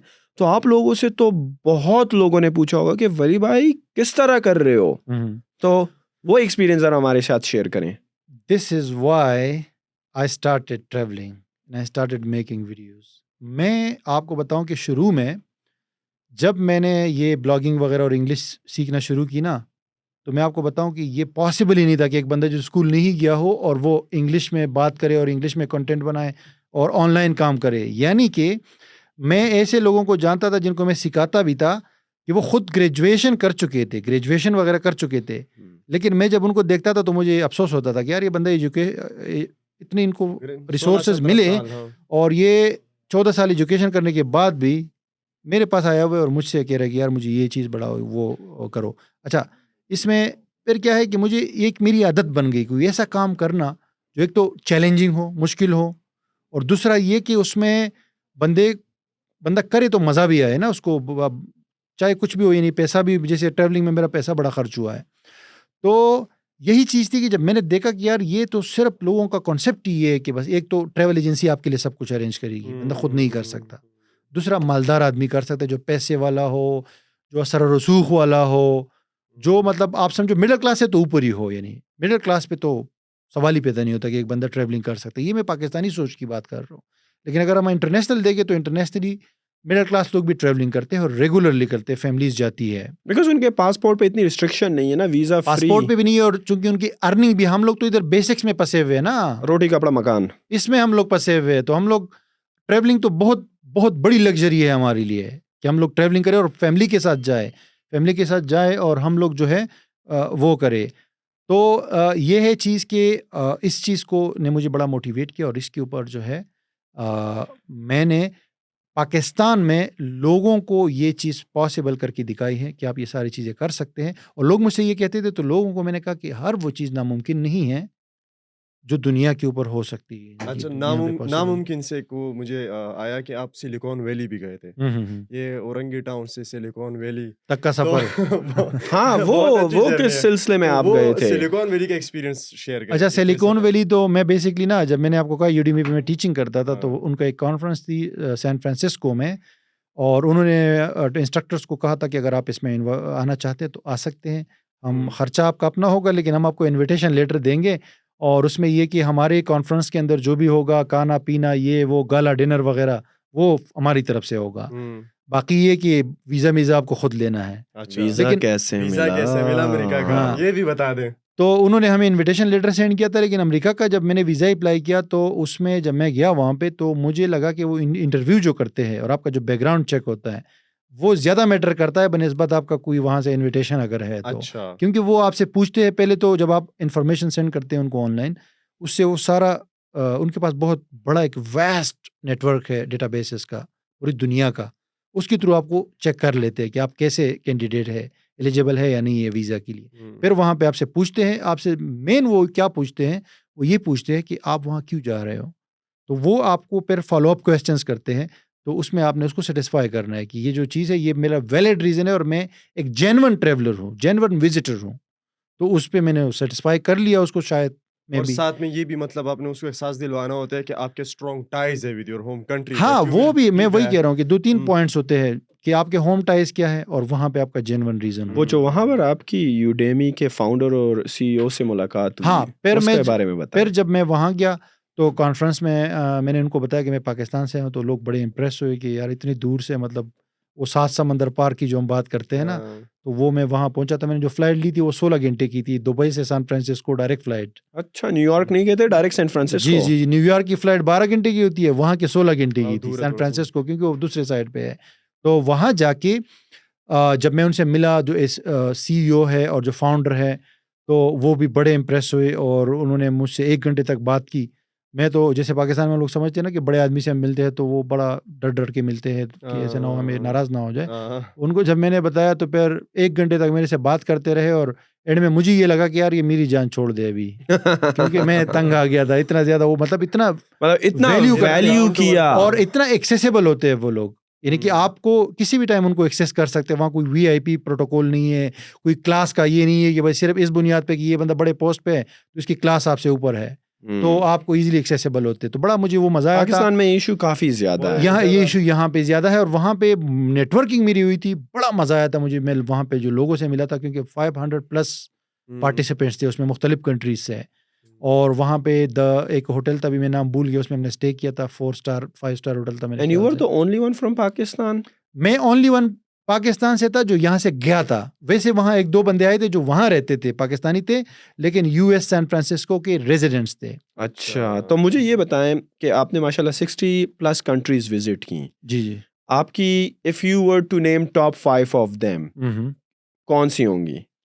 देखिए, लोग मुझसे ये सवाल बहुत ज़्यादा करते हैं कि टॉप कंट्रीज, तो इसमें फिर कैटेगरीज आ जाती है। मैं आपको बताऊंगा अपनी टॉप 5, लेकिन इसमें फिर कैटेगरीज आ जाती है, जैसे कि सबसे सस्ता कुछ लोग पूछते हैं कि कौन सा है, कुछ लोग कहते हैं टूरिज्म के लिए सबसे अच्छा कौन सा है, कुछ लोग कहते हैं रहने के लिए कौन सा अच्छा है। लेकिन मैं एक कंबाइन लिस्ट आपको 5 दे दूंगा कि मेरी पसंदीदा 5 कंट्रीज जो है, स्विट्जरलैंड सही है रहने के लिए या किसके लिए? हर चीज़ के लिए, लेकिन मैं इसमें आपको बाद में बताता हूँ। ओके, लेकिन टॉप 5 अगर मैं आपको बताऊँ ना, तो स्विट्जरलैंड, कनाडा, थाईलैंड और मलेशिया सही है, और 5वां कंट्री पाकिस्तान। बल्कि आपने कहा जो विजिट किया आपने, जो विजिट किया से पाकिस्तान हट के, तो आप रेजिडेंट हैं। अच्छा, तो मैं कैम्बोडिया को डाल दूंगा व्हाट अबाउट इसमें। टर्की? तुर्की का नाम नहीं लिया आपने? जी, तुर्की का मैंने इसलिए उसकी तरफ हम बाद में आएंगे कि क्यों नहीं लिया। तुर्की का जो है ना, बात सुने, तुर्की में रह चुका हूँ 8-9 महीने, अभी 10 महीने समझो। लेकिन मेरा बहुत बुरा एक्सपीरियंस रहा वहाँ पे। और ये आप बैड लक कह सकते हैं, मतलब मैं तुर्की को ब्लेम नहीं करूँगा, लेकिन मुझे जो मैंने कंट्रीज मेंशन की है ना, ये तुर्की से मच बेटर है। How Thailand, Malaysia and Cambodia. Why? Affordable, ये वेरी वेरी अफोर्डेबल। और आपको यूरोप वाले फैसिलिटीज वहां मिल रही है बहुत अफोर्डेबल प्राइस में। This is the number 1 reason. Number 2, weather. I like, यानी कि sunny weather, warm sunny weather, normal weather, ज्यादा Normal, सर्दी moderate. ज्यादा गर्मी वाई ना हो। वाई बिकॉज मैं कराची में रहता हूँ हाँ, फॉर लास्ट 25 years। तो इस दौरान में कराची में मैं आदी हो गया हूँ नॉर्मल वेदर का। थाईलैंड, मलेशिया और कैम्बोडिया में आपको ये नॉर्मल वेदर मिलेगा, और ये इलाके कराची से भी सस्ते हैं। अच्छा, यस, ये रहने तो के लिए, घूमने के लिए। रहने के लिए भी, घूमने के लिए भी, ठीक और है। घूमने के लिए खास तौर पे। और इनके लोग भी ऐसे हैं कि वो बहुत फ्रेंडली लोग हैं, और आप अगर वहाँ रहते हैं तो वो लोग, देखिए, ये इंसानों के अंदर एहसास कमतरी का वो तो होता है, उससे हम डिनाई नहीं कर सकते, ये एक फैक्ट है। Inferiority complex. वो लोग इन्फीरियरिटी, तो वो लोग हमें अपने से ऊपर समझते हैं। ओके, ठीक है जी, हम वहाँ पे जो है ना, जिस तरह हम गोरों को यहाँ समझते हैं। हाँ, तो क्योंकि मलेशिया, थाईलैंड और कैम्बोडिया में लोगों के कद छोटे हैं। अच्छा, ठीक है, कद भी छोटे है, लाइफस्टाइल भी सिंपल है। तो वहाँ पे हम चाहें, वहाँ पे अगर हम रहेंगे, अच्छा, ये मैं जस्ट इसलिए किसी की बुलिंग नहीं कर रहा, कोई रेसिज्म की तरफ नहीं जा रहा इस चीज में, मैं सिर्फ मैं इस बुनियाद पे कह रहा हूँ, जो फैक्ट्स है उसकी बुनियाद पे बात कर रहा हूँ। स्टैंडर्ड्स हैं। यानी कि उनको भी ये नहीं समझता कि यार ये बंदे का कद बड़ा है, ये थोड़ा सा गोरा चट्टा है या बड़ा है, साइज में बड़ा है, तो इस चीज पे वो नहीं करना चाहिए ये। लेकिन बस नेचुरली वो एक चीज होती है। और दूसरी बात, ये आपने एक्सपीरियंस किया है खुद, मैंने ये तो खुद आप अपनी एक्सपीरियंस से ये बात इस बता रहे बुनियाद हैं। पे कह रहा हूँ कि मैं अगर वहां घूम रहा हूँ तो लोग ऐसे आ जाते हैं मेरे साथ, मुझे कहते हैं सेल्फी ले लो मेरे साथ, आप कहाँ से हो, मेरे पीछे पड़ जाते हैं। अब ये चीज तुर्की में नहीं है। तुर्की में जब जाते हैं तो ये मसला हमारे साथ होता है, हमेशा से कमतरी का शिकार हो जाते हैं। नहीं, वो तो हमारे जैसे दिखते हैं यार, वो नहीं, हमारे जैसे कैसे? पाकिस्तानियों की तरह नहीं, यार, पठानों की पाकिस्तान में तरह आप दिखते पठान हैं। देखो, आप पठान अलग है, पंजाब अलग है, सिंध अलग है। तो हम लोग तो जनरली, वो लोग तो हमें साउथ एशियन कहते हैं ना। अच्छा। वो तो कहते हैं ये इंडियन है। अब ये उनको तो नहीं पता कि हम तो सेंट्रल एशियन है बेसिकली। ये अलग बात है कि हम पाकिस्तान में तो इंक्लूड है, लेकिन हमारा जो एरिया है जहां से हमारा ओरिजिन है वो तो सेंट्रल एशियन ओरिजिन है। तो ये तो लेकिन उनको नहीं पता। लेकिन जनरली अगर देखे तो वो तो आपको पाकिस्तानी पासपोर्ट के साथ तो पाकिस्तानी कंसीडर करते हैं ना। तो वो लोग तो खुद को यूरोपियन से कंपेयर करते हैं, तो उनको बराबर उनके बराबर समझते हैं। ये नंबर 1 रीजन हो गया। नंबर 2 रीजन, बहुत हार्श वेदर है तुर्की का।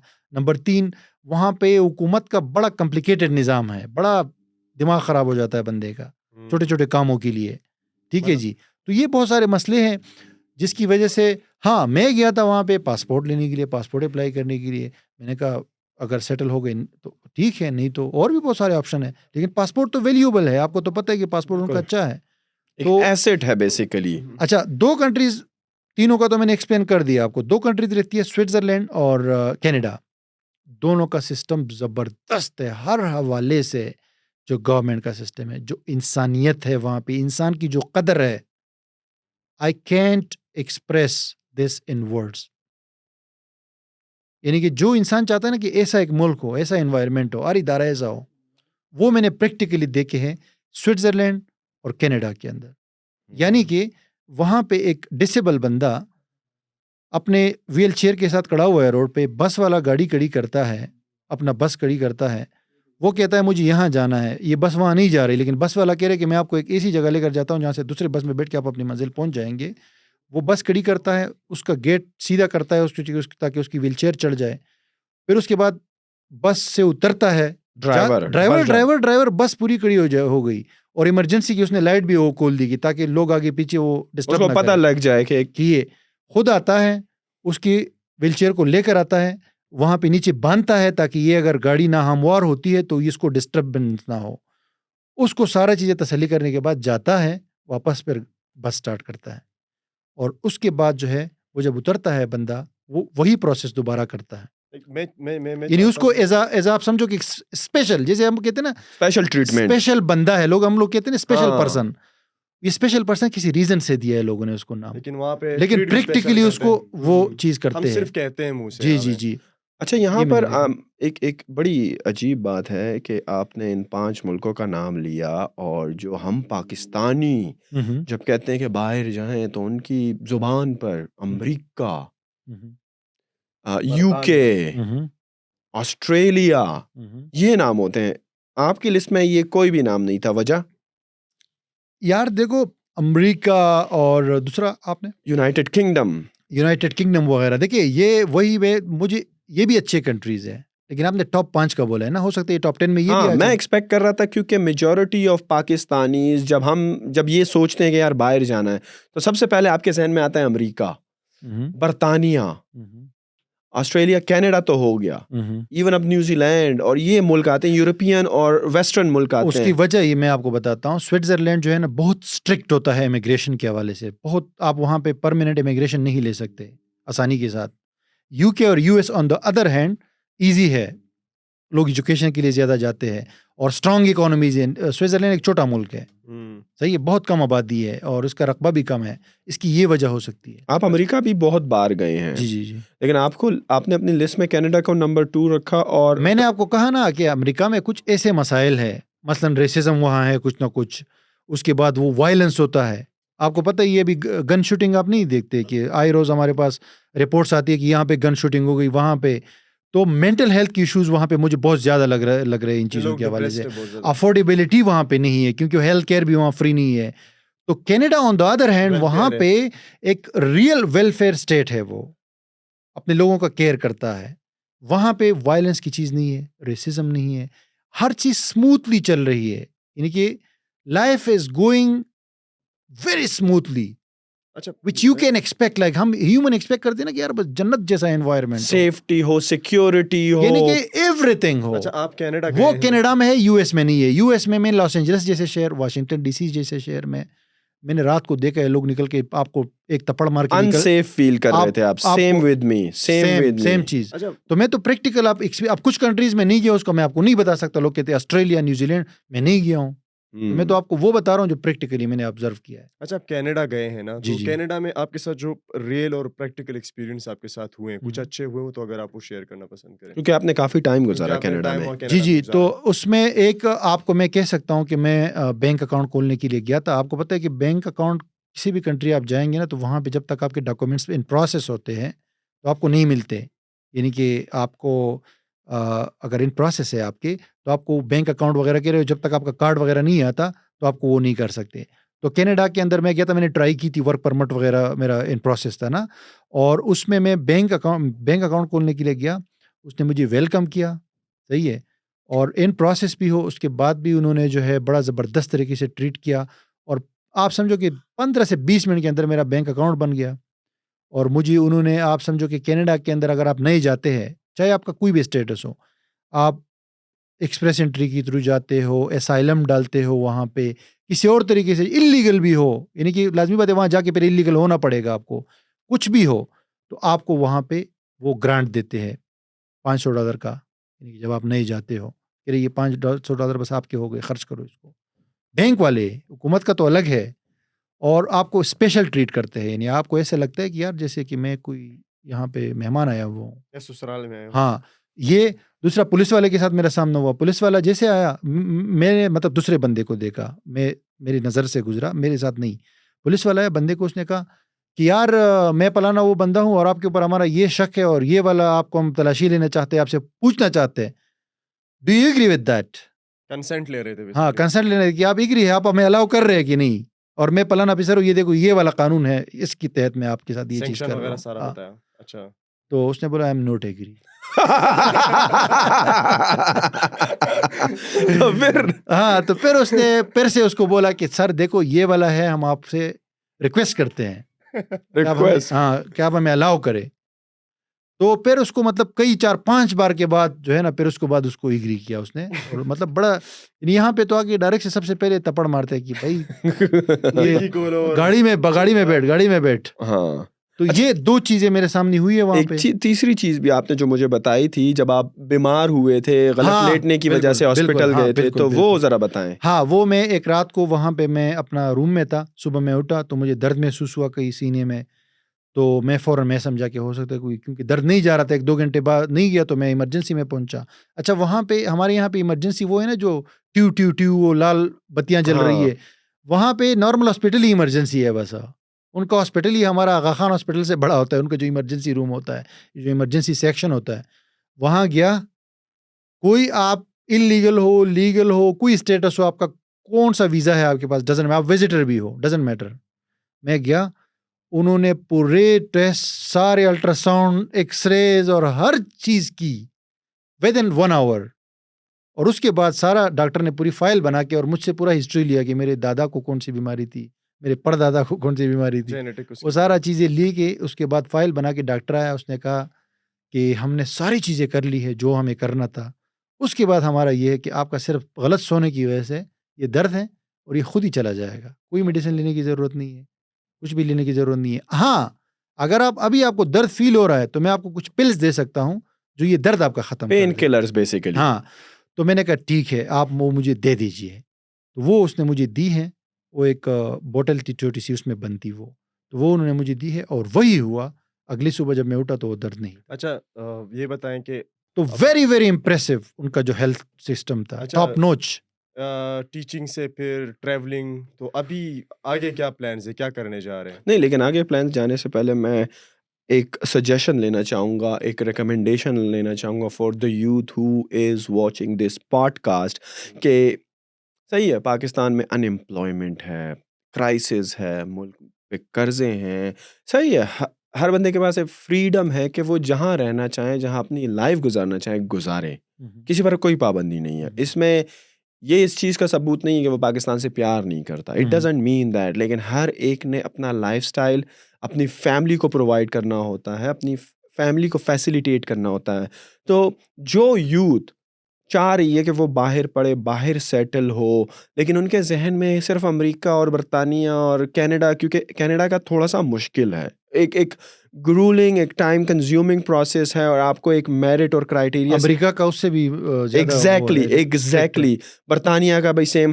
तो कौन से कंट्रीज़, जो 3 कंट्रीज़ आपने बताए, मलेशिया, कंबोडिया, थाईलैंड, हुँ, तो हमारे जवानों को जो कि जाना चाहते हैं, इवन पढ़ने के लिए भी, लाइफ सेट होने के लिए, बिज़नेस करने के लिए, तो आपको उनको क्या राय देना चाहेंगे कि यार अमेरिका से हटकर कौन-सी कंट्री पर फ़ोकस करो, और वहाँ पर उसकी ख़ास बात एजुकेशन के लिए अगर जाना चाह रहा है, या इवन अगर कोई यहाँ पर लेट्स से यूफ़ोन, टेलीनॉर वगैरह में काम कर रहा है और टेलीकॉम सेक्टर से है, तो कौन-सा ऐसा मुल्क है जहाँ पे एम्प्लॉयमेंट भी अच्छी है, लाइफ़स्टाइल भी अच्छा है, लेकिन अगेन वो यूके नहीं है, वो कनाडा नहीं है, वो अमेरिका नहीं है, because it's not viable for him. उसकी अंग्रेज़ी भी सो-सो है, चलो सीख रहा है, लेकिन उस तरह की नहीं है। तो ऐसे जवानों के लिए आपका क्या पैगाम है? इसमें 2-3 चीज़ें हैं, ठीक है? पहली बात तो ये है कि सबसे पहले तो मैं ये कहूँगा कि पाकिस्तान बेस्ट है सबके लिए। वो मैं क्यों कह रहा हूँ, उसका रीज़न है। आपका पासपोर्ट इतना वीक है और आपके लोग इतनी ज़्यादा बाहर जा चुके हैं कि अभी काफ़ी हर मुल्क मुश्किल समझ लो आप। क्योंकि बहुत सारे कंट्रीज़ का तो सिर्फ़ जाने का वीज़ा भी नहीं मिलता, एम्प्लॉयमेंट और बिज़नेस तो बहुत दूर की बात है। विज़िट वीज़ा भी नहीं मिलता। तो व्हाई नॉट, कि अच्छा है कि आप अपने मुल्क में करें, सही है, हर चीज़ करना, मतलब यहाँ पे भी अपॉर्च्युनिटीज़ है। अब दूसरी बात आती है कि बाहर जो जाना हो, तो उसका भी रीज़न होना चाहिए। आपको मैं हर कैटेगरी के हवाले से अलग कंट्रीज़ बताऊँगा। क्योंकि कुछ कंट्रीज़ बिज़नेस के लिए अच्छे हैं, कुछ एम्प्लॉयमेंट के लिए अच्छे हैं, ताकि उसी हिसाब से एम्प्लॉयमेंट हो या उसी तरह का उनको रिटर्न मिले, पे मिले, क्योंकि आप अपना मुल्क छोड़ रहे हैं, यहाँ पे आपकी 50-60 हज़ार हो सकती है तनख्वाह, सही है? तो फिर आपकी 3-4 लाख तो हो कम से कम, कि आप अपना मुल्क भी छोड़ रहे हैं, फैमिली भी छोड़ रहे हैं, दूर भी जा रहे हैं, तो फिर तनख्वाह तो ज़्यादा होनी चाहिए, क्योंकि मेक खर्चे भी sense. Make sense, right? Second है स्टूडेंट, जो स्टडी करना चाहते हैं। थर्ड है बिज़नेसमैन, जो बिज़नेस, जिसके पास पैसा है, वो पैसा आ गया, लेकिन यहाँ पे वो कह रहे यार सेफ्टी नहीं है, फैसिलिटीज़ नहीं है, तो मैं पैसे का क्या करूँ? ऐसा भी बंदा होता है, जिसको हम इन्वेस्टर भी कह सकते हैं। एग्ज़ैक्टली। और एक बंदा कहता है कि मैं जाके बिज़नेस करूँ, वहाँ से पैसा कमाऊँ। मैं उस बंदे के लिए ये कहूँगा कि सबसे ज़्यादा अपॉर्च्युनिटी पाकिस्तान में है बिज़नेस की। लेकिन फिर भी वो चाह रहा है, मैं ऑप्शंस तो बताऊँगा। इन्वेस्टर के लिए, इन्वेस्टर चूँकि पीस ऑफ माइंड चाहता है, अपनी फैमिली के लिए अच्छी लाइफ़ चाहता है, तो उनके लिए ऐसी कंट्रीज़ जहाँ पे वो हो, लिविंग स्टैंडर्ड चीप हो, प्रॉपर्टी चीप हो और वहाँ पे सेटलमेंट वो चीपली कर सकता है अपनी इन्वेस्टमेंट उसकी, और गवर्नमेंट जो है इन्वेस्टमेंट को सपोर्ट करती हो। तो उनमें तुर्की आएगा। अब जैसे तुर्की मेरी किसी भी कंट्री में नहीं था, लेकिन इस लिस्ट में फर्स्ट नंबर पे है। उसमें कैम्बोडिया आएगा। बहुत ज़बरदस्त लॉज़ है उनके, बहुत आपको सपोर्ट करेंगे, वेलकम करेंगे आप। आप इवन वहाँ $3 लाख लगाएँगे, आपको सिटीज़नशिप भी दे देते हैं 2-3 महीने के अंदर, अगर आप इन्वेस्ट करते हैं, कंपनी बनाते हैं। फिर उसके बाद जी आपके लिए इन्वेस्टर फ्रेंडली यूके भी है, ठीक है? आपको फैसिलिटेट करता है यूके। कनाडा और यूएस मैं इसलिए नहीं कहूँगा क्योंकि उनका जो है ना वो इन्वेस्टर के हवाले से उनका काफ़ी लेंथी प्रोसेस है। इन्वेस्टर बोलता है मैं पैसे खर्च करूँ, इतना लेंथी क्यों रहूँ मैं? फिर हम आते हैं यूरोप के अंदर, अगर हम बात करते हैं यूरोपियन यूनियन की, जहाँ तक बात है ना, यूरोपियन यूनियन से मैं 1-2 कंट्रीज़ पिक कर लूँगा क्योंकि ज़्यादा कंट्रीज़ जो है वो फिर बंदा कन्फ्यूज़ हो जाएगा उसमें। पुर्तगाल बेस्ट है, बहुत ईज़ी है। ग्रीस बहुत ईज़ी है, ज़बरदस्त कंट्री है। अब जर्मनी वगैरह जो है ना वहाँ पे और सप्लाई हो गई है ना, तो वो भी लेंथी प्रोसेस में चले जाते हैं। तो ग्रीस, पुर्तगाल। नॉन यूरोपियन कंट्रीज़ यानी कि यूरोपियन यूनियन में नहीं है लेकिन यूरोप में है, बेस्ट ऑप्शंस। अल्बानिया बेहतरीन ऑप्शन है इन्वेस्टमेंट के लिए, इन्वेस्टर की मैं बात कर रहा हूँ। मॉन्टेनेग्रो बेहतरीन ऑप्शन है। मैसेडोनिया, जिसका नाम अभी ऑफिशियली चेंज हुआ है, नॉर्थ मैसेडोनिया हो गया है, बेहतरीन। कोसोवो बेहतरीन ऑप्शन है। जॉर्जिया बेहतरीन ऑप्शन है इन्वेस्टर के लिए, फैमिली ले सकती है, घर भी ले सकते हैं आप, वहाँ पे बिजनेस भी स्टेब्लिश कर सकते हैं, परमानेंट पीआर भी मिल जाएगा, सिटीजनशिप भी मिल जाएगी आसानी के साथ। अब आते हैं बिजनेस। एक बंदा कहता है मैं जाके काम करूं उससे पैसा कमाऊं, ऐसा है। कैम्बोडिया बेहतरीन है। मलेशिया उसमें मैं डाल सकता हूँ, मलेशिया। उसके अलावा यूके भी बिजनेस पर्सन पीपल के लिए अच्छा मुल्क है, क्योंकि आपने देखा होगा कि बहुत सारे बिजनेसमैन यूके को प्रेफर करते हैं क्योंकि उनके लॉज भी बड़े वो है। उसके अलावा बिजनेस के लिए मैं जो है जर्मनी, अच्छी मार्केट है जर्मनी। और मिडिल ईस्ट में भी काफ़ी कंट्रीज़ हैं। एम्प्लॉयमेंट एम्प्लॉयमेंट के हवाले से अगर आपको अपॉर्चुनिटी मिलती है, यूरोपियन यूनियन के अंदर कोई भी मुल्क हो, कोई भी मुल्क हो, वो है अपॉर्चुनिटी के ऊपर। देखो एम्प्लॉयमेंट ऐसे नहीं है कि आप एक मुल्क में गए और आपको एम्प्लॉयमेंट मिल गई। वो आपको पूरा रिसर्च करके देखना होगा, आपका एक्सपीरियंस क्या है, आपका आप जो है स्किलफुल है भी कि नहीं। स्किल्स कितने हैं, तजुर्बा कितना है। उस हिसाब से आप जो है मिडिल ईस्ट यानी दुबई, कतर वगैरह भी जा सकते हैं। उसके अलावा यूरोप में जर्मनी के अंदर जो है बड़ा वो होता है, यानी टैलेंट हंट करते हैं वो लोग ना। नीदरलैंड, जर्मनी, आपका फ्रांस और यूके में तो आपको पता है कि अभी जब यूरोपियन यूनियन से अलग हुआ है तो वहाँ पे बहुत शॉर्टेज आई है एम्प्लॉयमेंट के हवाले से। सबसे बेस्ट ऑप्शन कनाडा का है। आपने कह रहा कनाडा के अलावा बताओ, लेकिन कनाडा मैं वंस अगेन कह रहा हूँ कि अच्छा इसलिए है क्योंकि वो उन लोगों को हर साल चाहिए होते हैं नए बंदे। तो आप कोशिश करिए कि अपना इंग्लिश वगैरह बेहतर करें तो वहाँ का आपका हो सकता है। ये मैं सिर्फ एम्प्लॉयमेंट की बात कर रहा हूँ। पहले मैंने आपको इन्वेस्टर का बताया, फिर बिजनेस का बताया, फिर एम्प्लॉयमेंट का बताया। स्टडी वीज़ा जहाँ आपकी मर्ज़ी है, जहाँ का स्टडी वीज़ा मिल जाता है, जो आपके बजट के हिसाब से हो, जहाँ पे पढ़ाई अच्छी हो, जहाँ पे पढ़ाई यूनिवर्सिटी अच्छी हो। अच्छा, आपने स्टैंडर्ड एक अच्छा हो। पॉइंट रेस किया यहाँ पर कि यार पाकिस्तान का पासपोर्ट सबसे पहले तो जाना नहीं चाहिए। हाँ, Pakistan has a lot of opportunity and a lot of growth and और लेकिन पासपोर्ट वीक है। यस मसला ये है कि एग्जैक्टली आपको इतनी ख्वारी करनी पड़ती है जिसकी मेरे ख्याल से कोई वजह नहीं बनती। एग्जैक्टली यही मेरा पॉइंट है कि हमारा पासपोर्ट दिन ब दिन इतना कमज़ोर होता जा रहा है। हुकूमत क्या कर रही है और क्यों करंटली जो इनको करना चाहिए अपने पासपोर्ट को मजबूत करने के लिए, वैल्यूएबल करने के लिए, और हम तो देख रहे हैं कि टूरिज़्म पर इमरान खान साहब बहुत भाषण देते फिर रहे हैं, बहुत कॉन्फ्रेंसेस कर रहे हैं और इसको एक्टिवेट किया हुआ है इस बटन को टूरिज़्म के। लेकिन फिर भी पाकिस्तान का पासपोर्ट सही है, हमने तो बाहर लोगों के लिए कर दिया, वीज़ा फ्री कर दिया, वीज़ा ऑन अराइवल कर दिया, लेकिन हमारे पासपोर्ट की वैल्यू अभी की उधर ही उधर है। हमारे पास लोग जो हैं हमें फेवर क्यों नहीं दे रहे हैं, जबकि हमने उनको वीज़ा फ्री भी कर दिया है, वीज़ा ऑन अराइवल भी कर दिया है, उनके लिए वीज़ा की रिस्ट्रिक्शंस भी कम कर दी हैं, क्योंकि पहले गवर्नमेंट्स में डिफ़िकल्ट होता था पाकिस्तान का वीज़ा लेना भी। लेकिन ये सब कुछ करने के बावजूद, और अब लॉ एंड ऑर्डर की सिचुएशन भी पहले से बेहतर है, जो कि 2009, 10, 11, 12 में धमाके हुआ करते थे, जो टेररिज्म थी वो भी अब काफ़ी हद तक कंट्रोल है। लेकिन फिर भी पाकिस्तान में उस तरीके से फ़रोग़ नहीं हो रहा टूरिज़्म, और ना पाकिस्तानी पासपोर्ट को वैल्यू मिल रही है कि पाकिस्तानी सिटीज़न जब कहीं पे बाहर जाए तो उससे एयरपोर्ट पे कपड़े ना उतरें, उसको वीज़ा लेने के लिए ज़लील ख्वार ना होना पड़े। क्या कर रही है हमारी हुकूमत, और क्या सजेशंस हैं आपकी उनके लिए कि जिस पर वो अमल करे और एक आम शहरी की जो कि ख्वाहिश है बाहर जाना या काम करना या ट्रैवल करना, वो उसे मुयस्सर हो? अच्छा, इसमें तो वैसे तो बहुत सारी बातें हैं, लेकिन 2-3 ऐसी चीज़ें हैं जो कि मेरे ख़्याल से मोटी-मोटी चीज़ें तो वो बंदा अगर बताएँ तो बेहतर है। सबसे पहले तो मैं एक जुमला होता है या एक सेंटेंस होता है कि वो कहूँगा कि दुनिया में कहीं भी हो, आप कोई भी मुल्क हो, आप अपने लोगों को जब तक रिस्पेक्ट नहीं देंगे, जब तक उसको अहमियत नहीं देंगे, प्रायोरिटी नहीं देंगे, दुनिया का कोई भी दूसरा मुल्क आपको नहीं देगा। यानी कि आप अगर अपने लोगों को नहीं करते, तो दूसरा क्यों देगा? मसलन मैं आपको एक यहाँ पे बेटे-बेटे की एग्ज़ाम्पल देता हूँ। आपका ये दोस्त है, ये आपका भाई है। जब आप मेरे सामने उसको बेइज़्ज़त करेंगे या मेरे सामने उसको वो करेंगे, तो मैं उसको क्यों दूँगा? ऐसा ही है ना? एग्ज़ैक्टली। यही चीज़ पाकिस्तान में आप देखो, हमारे सामने गोरा आता है, तो हम सब जाके उसका जो है ना, पता नहीं, हम बोलते हैं कि ये तो कौन-सी मखलूक आ गई है यहाँ पे। उसके पीछे पड़ जाते हैं, ठीक है? हमारे बंदे को कोई भी मसला हो, हम उसको नहीं पूछते। एयरपोर्ट पे भी यही होता है, हम अपने बंदों को क्यों तंग करते हैं? नंबर 1, हमें सबसे पहले, आप ताइलैंड जाएँगे, कोई भी मसला आपके साथ होगा, यानी कि अगर वो बंदा दूसरा अमेरिकन आया हुआ है और ताई बंदे के साथ उसने कोई थोड़ा बहुत भी आगे पीछे कर लिया है, ताई हुकूमत फर्स्ट नंबर पे रखती है अपने लोगों को। सेकंड नंबर पे वो अमेरिकन हो, कोई भी हो, वो नहीं करती। यही लॉज़ होते हैं सारे उसके, और पॉलिसी भी यही होती है। तो सबसे पहले तो ये चीज़ है।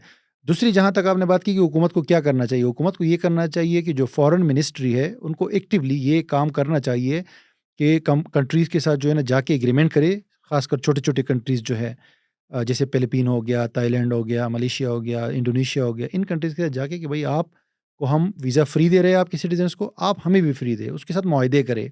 अब हमारी हुकूमत जो पिछली वाली भी थी, ये वाली भी थी, ये लोग क्या कर रहे हैं, इनके जो अपने पासपोर्ट है डिप्लोमेटिक और ऑफिशियल वाले, उसके लिए तो सबसे मुआहदे कर रहे हैं कि हमें वीज़ा फ्री दो, लेकिन जो ऑर्डिनरी पासपोर्ट वाला है, उसके लिए कोई चीज़ नहीं कर रहे।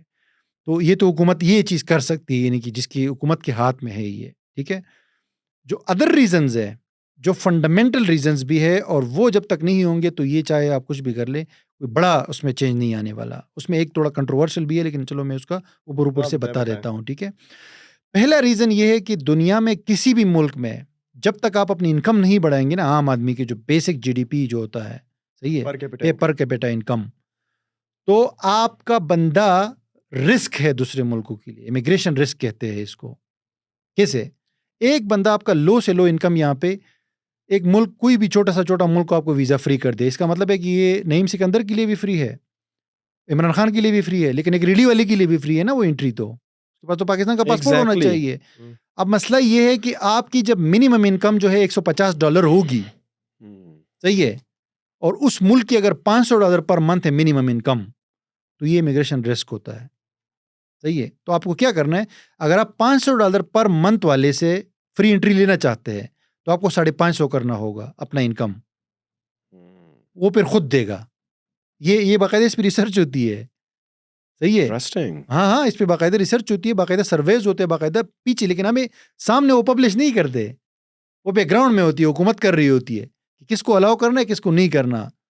इकोनॉमी पर बोझ नहीं डालना चाहते वो लोग। हाँ, क्योंकि वो थ्रेट होता है ना वो। ज़ाहिर बात है वहाँ पर जाके वो असाइलम डाल ले, इल्लीगली ऐसे जॉब इलीगल रहेगा, ठीक है, हाँ। तो वो सिस्टम पे बोझ बढ़ेगा बिल्कुल, वो। बिल्कुल। तो वो आपको अपनी इनकम बढ़ानी है। आप अगर 1000 पे आओगे, सही है, $1000 पे पर मंथ एक बंदे के लिए, आपको जो $1000 वाली कंट्रीज है वो आपको एक्सेस दे देंगे। वजह, वो कह रहे यार हमारा बंदा यहाँ पे 800 कमा रहा है, ये अपने मुल्क में 1000 कमा रहा है, वो क्यों यहाँ पर रहेगा? आएगा, खर्चेगा, इकोनॉमी एक्टिवेट होगी, डॉलर आएगा, हमारे फॉरेन रिजर्व बढ़ेंगे, हमारा मुल्क बेहतर होगा। और ठीक ये है जी। अगर वहाँ जाएगा तो वहाँ से उल्टे इधर पैसे बिल्कुल, तो भेजेगा। एक ये रीजन है, ये फंडामेंटल रीजन है। दूसरा फंडामेंटल रीजन ये है जो इस पे हुकूमत भी काम कर सकती है, अवाम भी कर सकती है, इदारे भी कर सकते हैं। वो ये है कि आपने इलीगल इमिग्रेशन को रोकना है। किसी भी कंट्री में जब आपका बंदा जाता है, you have to make sure कि वो वापस आ जाए। हाँ ठीक है, वहाँ स्टडी कर रहे जाए, या बिस्मिल्लाह वहाँ पे जॉब कर रहे जाए, बिजनेस कर रहे, लीगल तरीके से करें। मेरे ख्याल में यूएई एक वाहिद ऐसा कंट्री है, गालिबन आप ही जिक्र कर रहे थे कि उनके लिए रिसेंटली यूएस का भी वीज़ा, कनाडा का भी, कनाडा का भी जी, जी। वो वीज़ा ऑन अराइवल तकरीबन हो हाँ, गया, जी, नहीं जी। लेना पड़ता। जी, जी। लेकिन यूएई गवर्नमेंट इस चीज़ की रिस्पॉन्सिबल है कि अगर उनका कोई सिटीज़न वहाँ पर जाएगा, इल्लीगली रहेगा, असाइलम की कोशिश करेगा, तो ये हुकूमत यूएई को वापस लाने की जिम्मेदार है। तो अच्छा, इस बेसिस पर उनको उस पे मैं आपको ज़रा बताता हूँ लॉ क्या होता है। लॉ ये होता है कि आप ये चीज़ भी शामिल होती है, जो आप कहते हैं ना कि हमें वीज़ा फ्री अराइवल करें, तो उसमें ये चीज़ भी शामिल होती है कि आप उस मुल्क के साथ मुआहिदा करते हैं कि हम अपने लोगों को वापस लेंगे अगर आप भेजेंगे, सही है? तो आप ये मुआहिदा करते हैं, उनको बोलते हैं कि भई जो भी बंदा वहाँ पे इल्लीगल किसी भी चीज़ में पकड़ा गया, तो डिपोर्ट करके हम उसको वसूल करेंगे। क्योंकि जो बंदा डिपोर्ट होता है ना, उसके लिए जहाँ पे उसको भेजा जा रहा है, उस मुल्क से इजाज़त लेना ज़रूरी होती है। अगर वो इजाज़त नहीं देगा, रिटन, ऑफ़िशियल, तो वो उस मुल्क में नहीं लेकर जा सकता उसको। तो इसमें ये होता है कि आप ये मुआहिदा करेंगे और यहाँ पे अपने लोगों को अवेयरनेस देंगे। वो मुख्तलिफ सेमिनार्स के थ्रू हो सकता है, बुक्स के थ्रू हो सकता है, वीडियो एड्स के थ्रू हो सकता है कि भाई देखिए, आप बाहर जाए लेकिन ये जो आपका पासपोर्ट है ना, ये आपके कपड़े है, ये हमारी इज़्ज़त है। अगर आप इसके साथ खिलवाड़ करेंगे, तो हमारे पूरा मुल्क का नाम बदनाम होगा और हमें आगे से प्रॉब्लम्स आएँगी वीज़ा लेने में, एक्सेस लेने में। तो इसके लिए अवेयरनेस क्रिएट करनी होगी आपको और उसके बाद जो है वापस भी लेना होगा लोगों को और ये सारी चीज़ें। और इस पे अगर आप बोलेंगे कि कोई बंदा जो है ना बाहर रहा, तो उसको इतनी हम सज़ा देंगे। उसकी फैमिली मेंबर्स को हम इतना जुर्माना करेंगे, सही है? और तो वो ये होगा कि आप थोड़ा-सा अवेयरनेस करेंगे, लोगों को अवेयरनेस देंगे तो डर जाएँगे ना कि यार अब तो ऐसा दौर है, पाकिस्तान भी टेक्नोलॉजिकली एडवांस हो गया है कि आप किसी को ट्रैक कर सकते हैं। शनाख्ती कार्ड और पासपोर्ट और इन चीज़ों के थ्रू। तो ये है। और लास्ट मेरा जो पॉइंट है वो है religious extremism. Which is very important. Unfortunately दुनिया में क्राइम की जहाँ तक बात है, तो मैं आपको बताऊँ कि टॉप 10 जो क्राइम्स होते हैं दुनिया में, यानी गैंग्स वगैरह और जो चोरी चकारी और कत्ल, मर्डर्स, टॉप 10 में पाकिस्तान नहीं है। और वो जो टॉप 10 कंट्रीज है, इंटरेस्टिंगली उसमें मेजॉरिटी को शंगन एरिया विदाउट वीजा है। ओह वाओ, मसलन शॉकिंग। एल सल्वाडोर, ये साउथ सेंट्रल अमेरिका में एक कंट्री है, पनामा, जमीका, गयाना और आपका जो है हंडोरस, वेनेजुएला, ये वो कंट्रीज है जो टॉप 10 में आप जाओ क्राइम रेट के हिसाब से, ये टॉप 10 में आएंगी। ये शेंगन विदाउट वीजा है। Come on. पाकिस्तान टॉप 10 में नहीं है, ठीक है। वाई द रीजन इज कि यहाँ पे चंद एक वाकयात, जो भी सियालकोट का वाकया है, ये इंटरनेशनल मीडिया में हाईलाइट होता है। लोग डर जाते हैं कि यार एक मजहब की बुनियाद पे लोगों को कत्ल किया जा रहा है, ठीक है। तो ये है, इसको लोग कंसीडर करते हैं एक्सट्रीमिज्म। अब मैं आपको बताऊं, लोग बोलते हैं यार अमेरिका में क्राइम ज्यादा होता है। वो इसलिए हाईलाइट नहीं होता, वो दुनिया के हर मुल्क में होता है कि एक बंदे ने कत्ल किया ना, पैसा लेके या कोई आगे पीछे, लेकिन मजहब के नाम पे ये चीज़ हाईलाइट होती है। सिंपल सी बात है। अब न्यूजीलैंड में चर्च पे हमला हुआ कि नहीं हुआ, सॉरी मस्जिद पे, क्राइस्ट चर्च में, तो आपको नहीं लगता कि न्यूजीलैंड का नाम उससे बदनाम हो गया होगा? होना चाहिए था। हो गया, बहुत ज्यादा हुआ है। बिल्कुल। क्यों? मजहब के नाम पे। बिल्कुल। न्यूजीलैंड में आप क्या क्राइम नहीं होता होगा? बिल्कुल होता होगा, regular crime.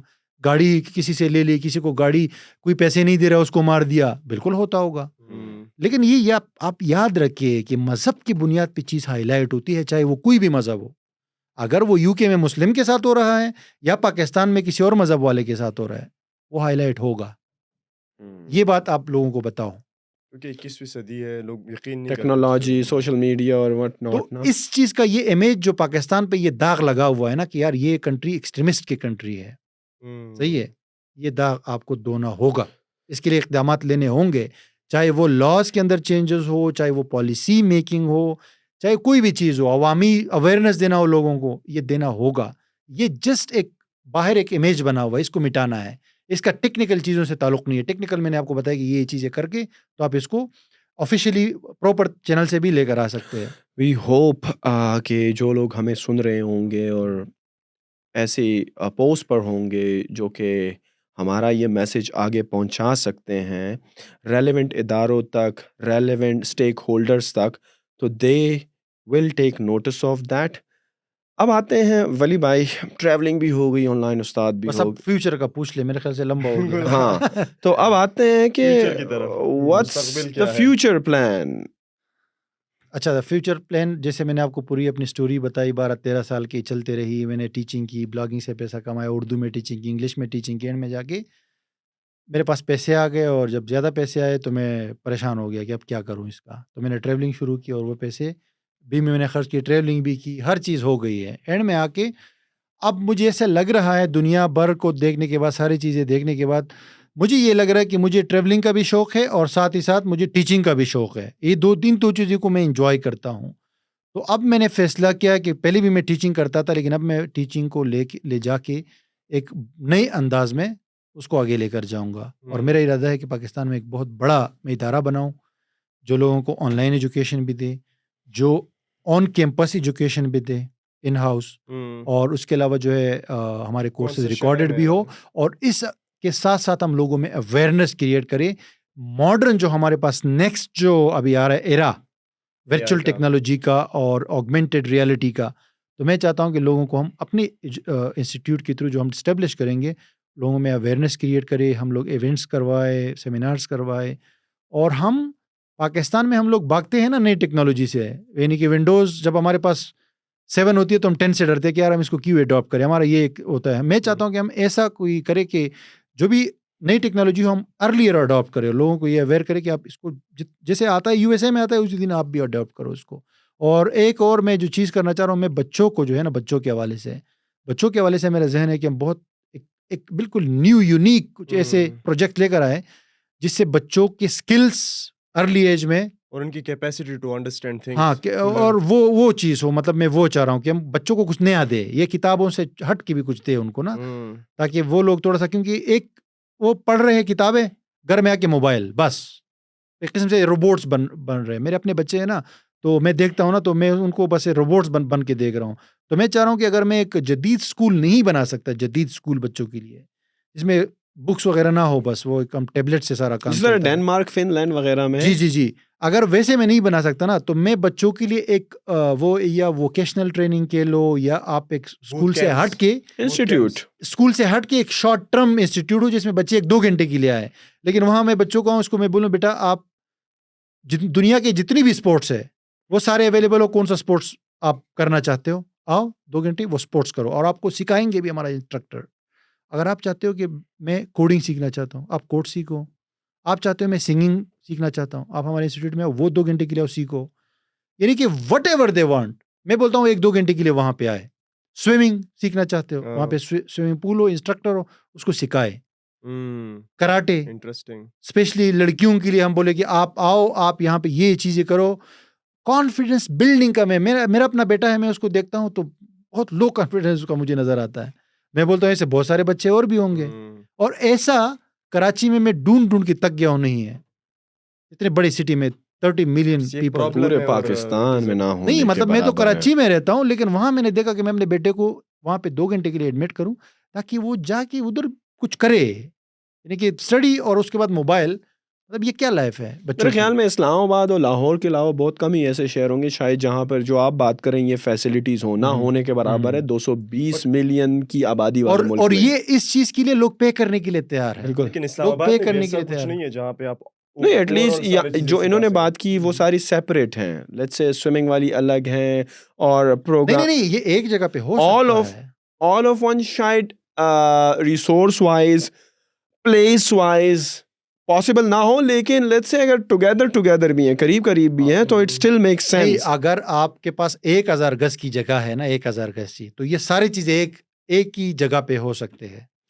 We wish you all the best of luck in your future endeavors. Any last message or anything that you want to talk to our audience? सबसे पहले तो थैंक यू वेरी मच कि आप आज ने मुझे ये मौका दिया, और आपने भी, और आप लोग। सर आप हमारे को होस्ट हैं, वो नहीं, अलग बात है, इंट्रोडक्शन में मुझसे रह गया। जी को होस्ट मैं हूँ, लेकिन वैसे तो ऑफ द कैमरा हम लोग कितनी बकवास करते रहते हैं ना। लेकिन ये कि फर्स्ट टाइम आपने मुझे सीरियस लिया, यानी कि दिस इज सीरियस डिस्कशन थी ना। और मतलब आप लोगों ने मुझे सीरियस लिया, तो इसके लिए आपका बहुत शुक्रिया, थैंक यू सो मच। और उसके अलावा जहाँ तक मैसेज की बात है, तो देखिए आप कुछ भी करना चाहते हैं उसके लिए कोशिश करें, स्ट्रगल करें, आप वो कर सकते हैं। आप जो है बीच में ना छोड़े, मतलब कछुए की तरह रफ्तार से भी अगर आप जाएंगे ना तो अपने मंजिल तक पहुंच जाएंगे। और मेरा जो दूसरा मैसेज है कि अपने हेल्थ पे फोकस रखें। हम लोग हमेशा कोशिश करते हैं ना कि पैसे कमाने हैं, अपने आप को बनाना है, लेकिन अक्सर और बेशर हम अपने मेंटल हेल्थ। मेंटल हेल्थ और दूसरे फिजिकल हेल्थ पे, स्पेशली मेंटल हेल्थ पे हम लोग फोकस नहीं कर पाते। तो मैं कहूँगा कि आप उसको भी थोड़ा टाइम दें और खुश रहे। Thank you. Thank you very much, guys, for watching और this by video. The way ये वीडियो जो है ये वली भाई के चैनल पे हाँ, भी द होगी। मोस्ट इम्पोर्टेंट थिंग, ये So- वीडियो मैं अपने फ्लाइंग द वर्ल्ड जो चैनल है मेरा ट्रैवलिंग का, उस पे मैं अपलोड कर रहा हूँ। तो आप सब लोग जो फ्लाइंग द वर्ल्ड पे इसको देख रहे हैं, आप नीचे डिस्क्रिप्शन में देके बैक टू बेसिक्स जो हमारा पॉडकास्ट का चैनल है हम्म। उसको आपने ज्वाइन